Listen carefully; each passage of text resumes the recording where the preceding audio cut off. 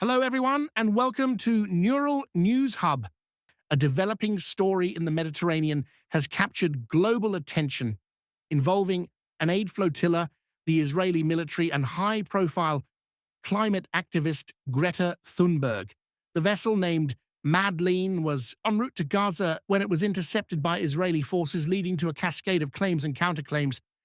Jessica, you've been following this closely. Can you give us an overview of what transpired? Hi, Matthew. This is indeed a complex situation with significant international ramifications. The Madeleine, a vessel organised by the Freedom Flotilla Coalition, FFC, set sail from Sicily on June 1st, 2025, with the stated aim of delivering humanitarian aid, items like baby formula, food, and medical supplies, to Gaza and challenging Israel's long-standing naval blockade of the territory. On board were 12 activists from various countries, most notably Swedish climate activist Greta Thunberg and French member of the European Parliament, Rima Hassan. Early on the morning of June 9th, as the Madeleine was in international waters, approximately 100 to 120 nautical miles, 185 to 200 kilometers, off the coast of Gaza, it was intercepted by Israeli naval forces. According to the FFC and activists, Israeli soldiers boarded the vessel.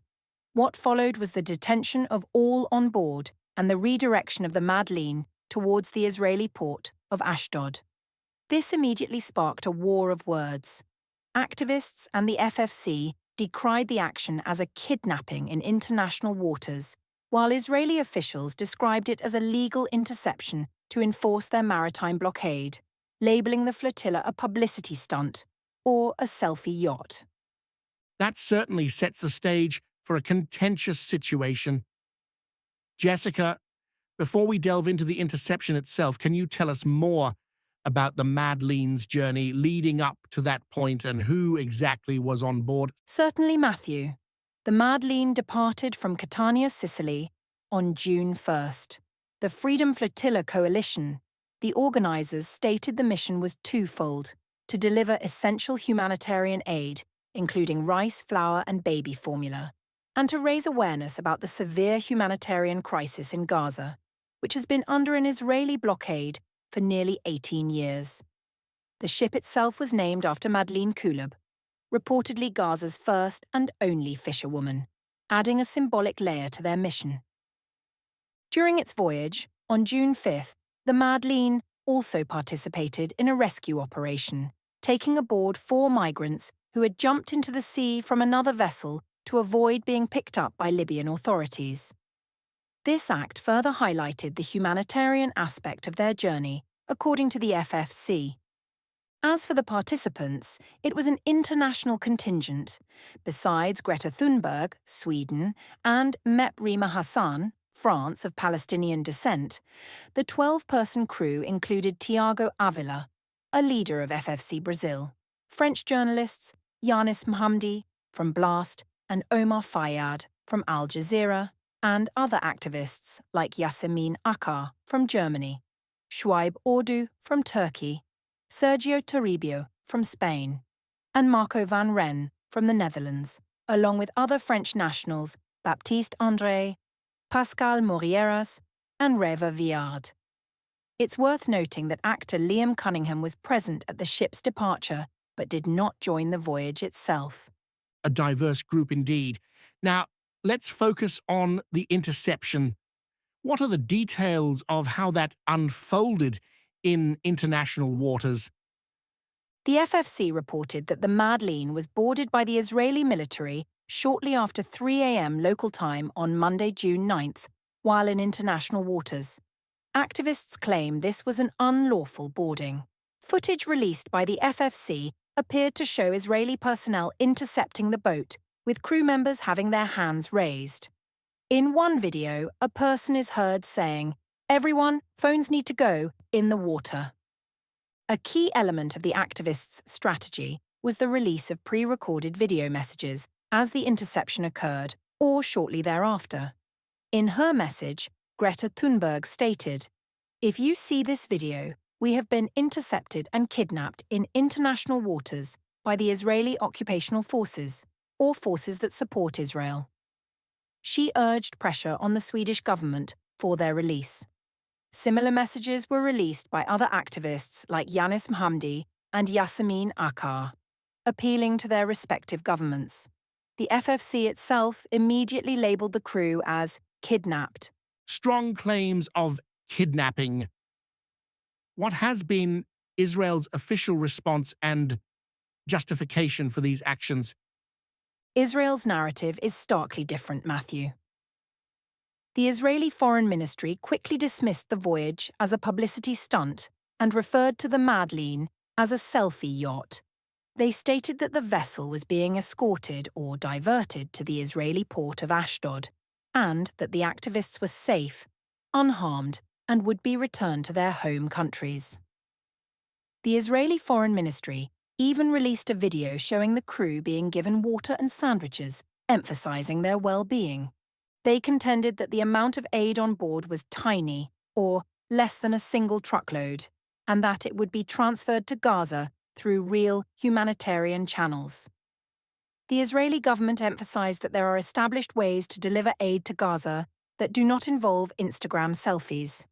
Furthermore, Israeli Defense Minister Israel Katz issued strong statements vowing to prevent the flotilla from reaching Gaza and labeling Greta Thunberg anti-Semitic and the activists Hamas propagandists or Hamas supporters. He also stated he had instructed the IDF to show the detained activists a video of the October 7th attacks. The official justification for the interception is the enforcement of Israel's maritime blockade on Gaza, which they state is necessary to prevent Hamas from importing arms. This brings us to the broader context. Can you elaborate on the Gaza blockade and the organization behind this flotilla, the Freedom Flotilla Coalition? Absolutely. The Gaza Strip has been under a significant land, air, and sea blockade imposed by Israel, and to a degree by Egypt, since Hamas took control of the territory in 2007. Israel maintains the blockade is crucial for its security, primarily to prevent weapons from reaching Hamas and other militant groups. However, critics, including UN experts and human rights organizations, argue that it constitutes collective punishment of Gaza's over 2 million residents, leading to a severe and ongoing humanitarian crisis, with warnings of famine. The blockade has been tightened further during the recent conflict. The Freedom Flotilla Coalition, FFC, is an international grassroots movement formed in 2010. Its primary goal is to challenge and end what it deems an illegal and inhumane Israeli blockade of Gaza. They aim to do this through non-violent direct action, primarily by sailing ships with humanitarian aid and activists directly to Gaza. The FFC also works to educate the global public about the conditions in Gaza and condemn what they see as international complicity in the blockade. This isn't their first attempt. The FFC emerged after the 2010 Mavi Marmara incident, where Israeli forces raided a flotilla, resulting in the deaths of 9 activists. Since then, they've organized several missions, most of which have been intercepted by Israel. Just weeks before the Madleen voyage, another FFC vessel, the Conscience, was reportedly damaged by a drone attack off the coast of Malta, an act the FFC blamed on Israel. The legality of such interceptions in international waters is always a contentious point. What are the arguments being made from an international law perspective, and what has been the international reaction? This is where the core legal dispute lies. The FFC, its legal representatives, and many international observers, including UN experts and organizations like Greenpeace and Amnesty International, argue that Israel's interception of the Madleen in international waters is a violation of international law. They cite the principle of freedom of navigation on the high seas and argue that Israel has no jurisdiction to board and seize a vessel in international waters, especially one on a stated humanitarian mission. UN Special Rapporteur Francesca Albanese, for instance, stated that the Madleen had the right to free passage and should be released immediately to continue its lawful humanitarian mission. Some have even termed the act piracy. Israel, on the other hand, justifies its actions as necessary to enforce its maritime blockade of Gaza, which it considers a legitimate security measure to prevent weapons smuggling to Hamas. The legality of the Gaza blockade itself under international law is a subject of ongoing debate, with differing views on whether it meets the criteria for a lawful blockade, particularly concerning its impact on the civilian population. Greta Thunberg's presence undeniably brought a global spotlight to this flotilla. Can you talk about her role and how her activism has evolved? Greta Thunberg's participation was certainly a significant factor in the heightened media attention this flotilla received. Known globally for her climate activism, which began with school strikes, Thunberg has increasingly connected climate justice with broader social justice and political issues. Her involvement in pro-Palestinian advocacy and her decision to join the Gaza flotilla are seen as part of this evolution. She has stated that we cannot have climate justice without social justice, and that one must stand up against suffering regardless of its cause, be it CO2 or bombs. Before departing, she said, "The world cannot be silent bystanders. Every single one of us has a moral obligation to do everything we can to fight for a free Palestine." 15. Her presence was a strategic asset for the FFC, amplifying their message to a much wider, younger audience that follows her closely on social media. However, this has also drawn criticism, with some like Israeli Defense Minister Katz and commentators like Peter Kredlin labeling her anti-Semitic or Gaza Greta. The terminology used, kidnapped versus intercepted, and is striking. What can you tell us about this war of narratives and the role of social media in this incident? The choice of words has been absolutely central to how this event is being framed, Matthew. Activists and the FFC consistently use terms like kidnapped, abducted, and unlawfully boarded to describe Israel's actions. This language aims to portray Israel as an aggressor acting illegally and to highlight the vulnerability of the activists. Social media played a crucial role as a battleground for these narratives. The FFC's strategy of releasing pre-recorded SOS messages from Thunberg and others was a clear attempt to get their version of events out quickly, anticipating that communications might be cut during an Israeli operation. They used hashtags like #all eyes on Madeleine to mobilize support.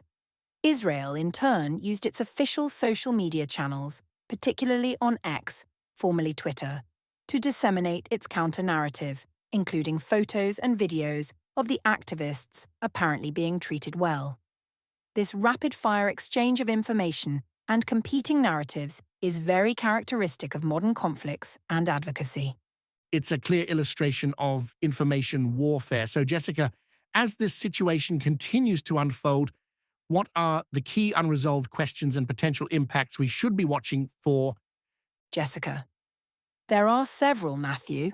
Firstly, while Israel states the activists are safe and will be deported, the full details of their treatment during the interception and in detention remain to be independently verified beyond the official statements and selected imagery.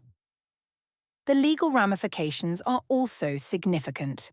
Will there be any formal legal challenges to the interception under international law? And how will this incident influence the ongoing debate about the legality and morality of the Gaza blockade? The impact on future attempts to break the blockade is another question. Given the drone attack on the Conscience, and now this robust interception of the Madeleine, will such direct sea challenges become too risky or untenable for activist groups, forcing a change in tactics? Conversely, the increased global attention due to Thunberg's involvement might galvanize further action. Finally, this event could have longer-term effects on the intersection of climate activism and broader political or human rights advocacy.